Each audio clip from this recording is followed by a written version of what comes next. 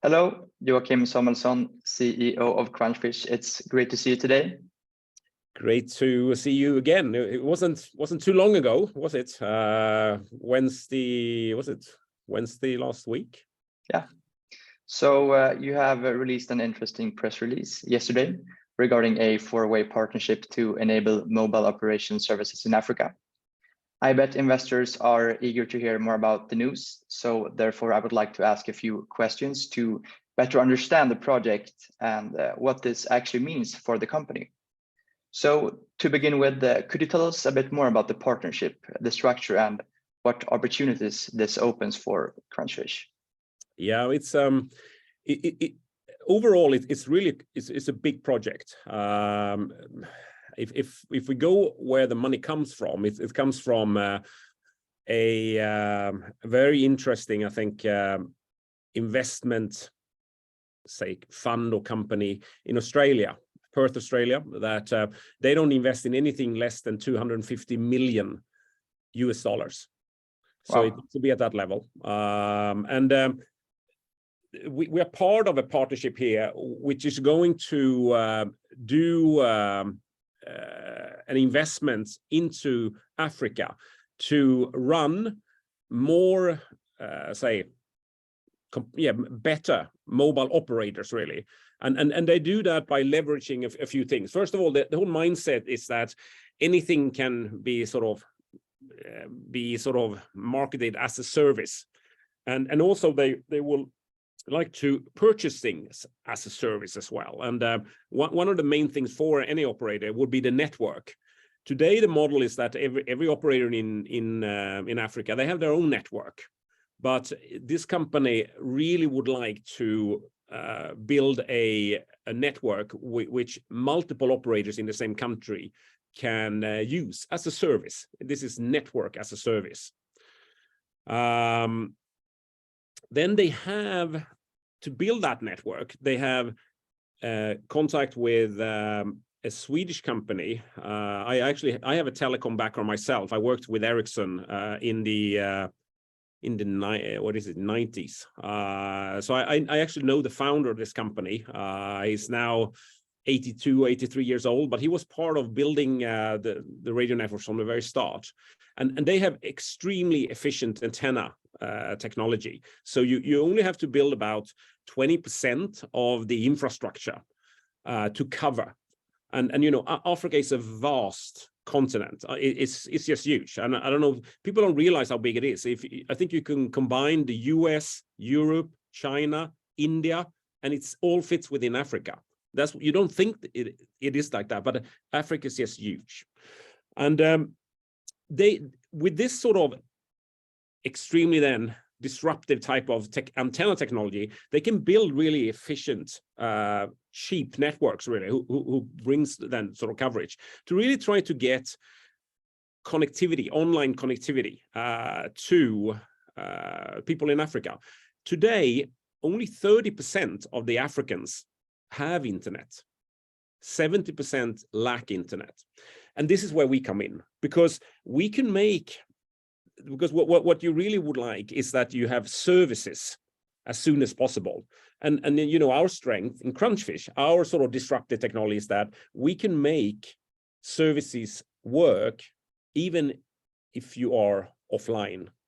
So this is sort of our component into this. This is where we have this disruptive. So we help this whole partnership bringing offline technology to the African market.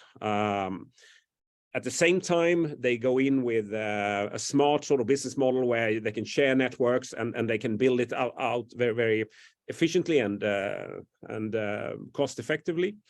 And then there is a very, very smart sort of whole structure behind it, where the money is sort of pledged into a holding company called Socio, which we wrote or we signed this MOU with. So they would invest into Crunchfish. But this is a very clean deal. It is just an at the annual meeting, we have asked our shareholders for a mandate in our board that someone can invest. Well, we can direct and shares up to, it was 10% of the number of shares we had at the annual meeting.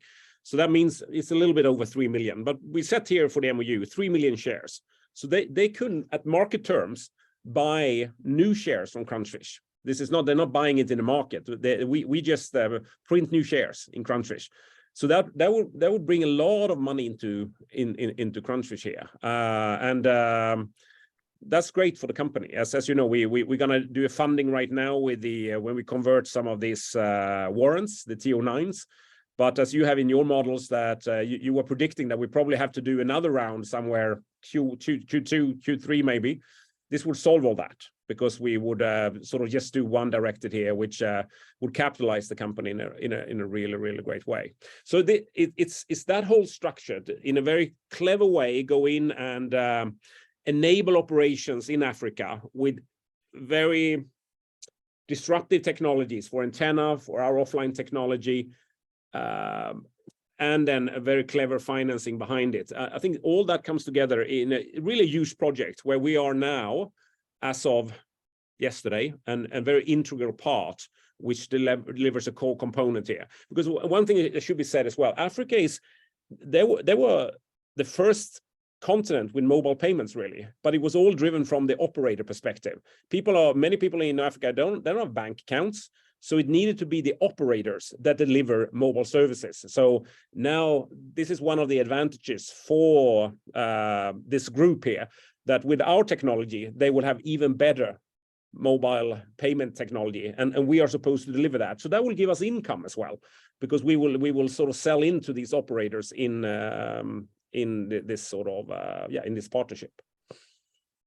So correct me if I'm wrong, but it's basically a combination between a expansion into infrastructure and then to further develop this technology in Africa to enable other services such as digital cash, for instance.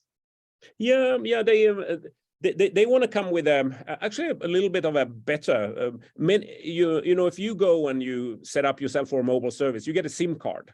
That is all you get. You get a SIM card, and some services in Africa, that's all they give you to an African as well. But this operation, what they want to do is to give a whole package here. You should have your SIM card for sure, but you should also get an address. Many people in Africa don't even have an address. But that's one of the things that you will get with this subscription. You get an address. They have made a grid 6 by 6 meter over the entire African continent, and can give you a coordinate as an address. So you can be found. Otherwise, it's just hard to send you any sort of mail. You get a sort of a digital mailbox. You get a digital identity. You get a wallet which works offline. So they're going to have a pretty interesting package here that they come to market with, which is they hope to be very competitive with. And we are the ones then who delivers that wallet solution that works offline as well for this sort of partnership. Great to hear. And you sort of touched upon it before, but you also mentioned in the memo that Socio potentially will provide the financing for Crunchfish for this project. If it goes through, how will the money be used, and what technical improvements is required to enter the African market? Yeah, I think a caveat first that we signed an MOU, so it's not an investment agreement yet, because I think that they need sort of potentially we could be looking at you know, if our share price is 30 at the time times 3 million, it's 90 million, so it's huge money that they would invest. So they need to do some sort of due diligence sort of here before they decide. So that's still there. But the money is not, it's not specifically for the project. They just invest into Crunchfish. They don't put any, we don't have to do anything specifically for that money. This is just money into Crunchfish. It does for us. It does then. Yeah. What could we do with that money? Well, one of the things that they ask us to do is to deliver not just offline payments, but actually the entire solution for mobile operators. So we can do that in two ways. Either we would source in from some of our partners that we are currently working with. I think a week, or was it on Monday, we released that we now have a turnkey solution here, that this is sort of an Indian fintech platform. We can source it in from them, for instance. Or we can even have the money now, maybe even to think of acquiring such a thing. So we will expand from just delivering offline payments to actually the entire wallet stack that have inside the ability to do offline payments. So it could either be that we source it in, but we will front it. It's not going to be the say the financial platform that source in our stuff. We front it against the customer, and then we source in them, or we actually have potentially acquired it. That it could be used for that. The other thing which we could do development on is that, because we're very close to operators, mobile operators here, who give out these SIM cards, there we have a secure environment in the SIM card. That's it's sort of just like we have on the smartphones. We have a secure environment where we can hold money, and we can sign out transactions. We can develop now applications that when you get your SIM card, there is already an application running on an applet running on that SIM card, and that could be used in feature phones. So now all of a sudden we can actually deploy our solution for feature phones as well, paying from feature phones, which is highly interesting in Africa and in India as well, who still have 30% feature phones. Yeah, indeed, Africa is, just like India, also an emerging market where, of course, digital cash could be implemented.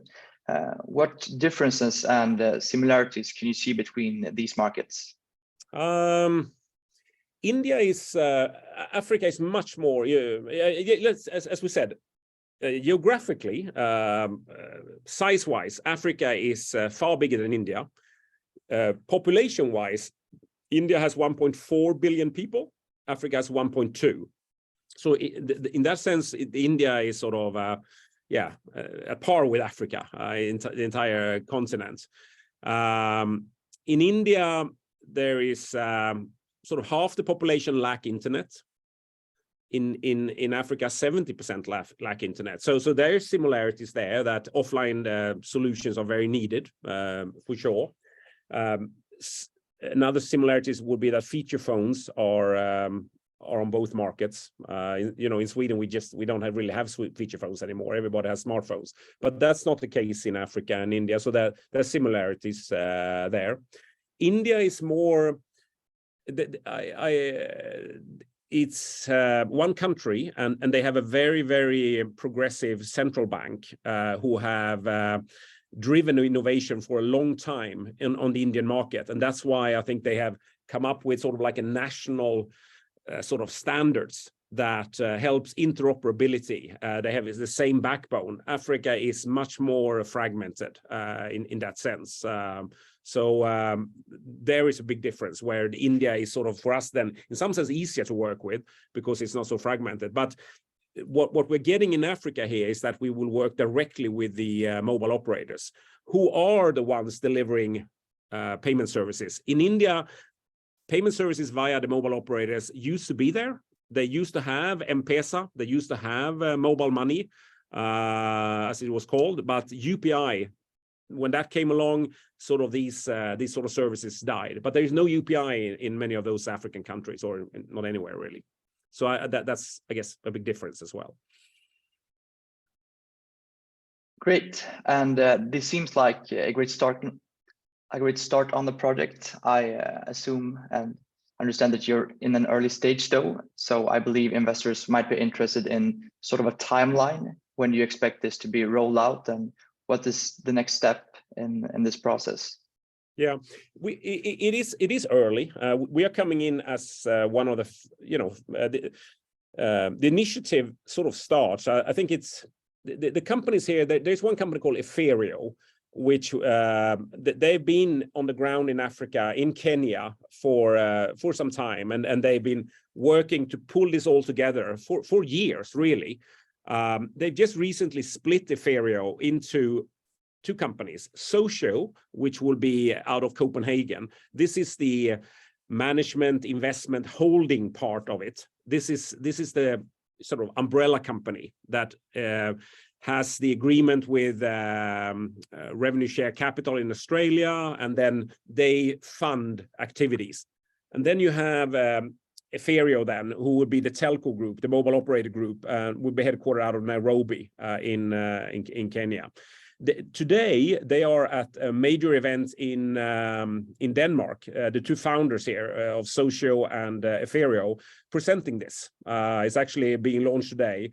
And Crunchfish is very much part of that story that they do today. There is also an event actually accidentally in Nairobi at the same day with the Swedish Crown Princess, Victoria, and the Crown Prince of Norway. So there's a big event where this is launched as well. So this starts to be talked about. And that was one of the reasons why we pushed both Socio and us. We pushed. And I said, you can't start talking about us in this solution unless sort of there is some understanding in place, because we have a responsibility. This is a huge thing. We need to have something in place. And that's what we signed yesterday. So they can go and talk about this openly in the market. The investment per se, as is stated in the press release, we've said within 3 months. So within 3 months, they should do their stuff. Their intention is very clear to do it, but it's subject to still a decision. There's no investment agreement written yet. And so that will sort of happen in three months. At the same time, what's happening right now is that the two operating companies here, Ethereum, they are active in about 5 countries in Africa. The strategy is a little bit to go and buy or partner, but likely to buy, say, the 3rd or 4th operator in a country, and then partner maybe with the second one in order to beat the number 1 in that market. So they have and that's already going on in a handful of African countries. And then the other operating company is the Radio Cloud, who's going to build the networks. They're also starting, and it's they're working on it, but it's a new initiative. We are there from the very start, in the very beginning, and I have high hopes that this will be a great addition to Crunchfish. It's two very clean deals for Crunchfish. The first one here is just a straight investment, which I think benefits all shareholders. Yeah, there is a little dilution. I think we talk 8 to 9% dilution. But look at the company we will become if we get, whatever it will be. Say, right now at the price of 20, this is 60 million on our cash into our into the company, but it could be more depending on what the price is when they invest. But then we also have a revenue coming from these operators here, where we are building not just an offline payment solution, but actually a payment solution that includes offline, which is an even more advanced in a way. We deliver the whole thing, so we're stepping up here. And so when it's going to happen, well, we'll start working on it, and it's I think rollout during 2023. Things will happen in 1 or 2 of these African countries, and then we'll go from there. But it's a great piece of news. I'm really proud, and I think it's important for Crunchfish. We've always been we've never been that company who have taken in a lot of money. We've always been a bit cash conservative, that we don't spend much. But now this is a chance at the really right time when we want to accelerate the company to actually get a reasonable amount of cash here, so we can just run with the opportunity at hand. Because as we said in our last interview, big deals are coming, and this gives us a lot of comfort in the company to just run with the opportunities that lies ahead here. This seems like a great start. I really look forward to following this process. A big thanks to you, Joachim, for elaborating on these news, and hope to hear from you again soon. Thanks, Joen, and thanks for taking up or picking up the opportunity of trying to. I'm sure this is a great service to our investment community that you do that, because I think this was a long press release and it needed some explanation. So thanks for the opportunity to explain. Thank you once again. Great. Thanks. Bye. Bye-bye.